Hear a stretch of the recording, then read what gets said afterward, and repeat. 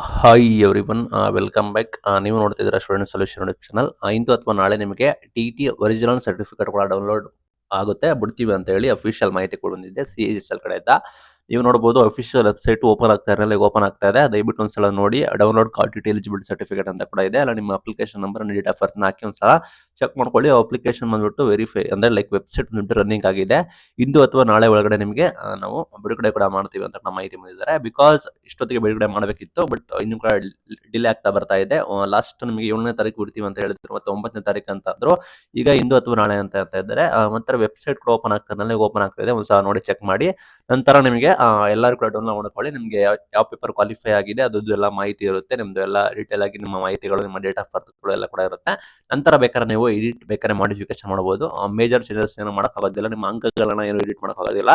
ಸಣ್ಣ ಪುಟ್ಟದು name, date of ಬರ್ತ್ ಅವನ್ನೆಲ್ಲ edit ಮಾಡ್ಕೋಬಹುದು.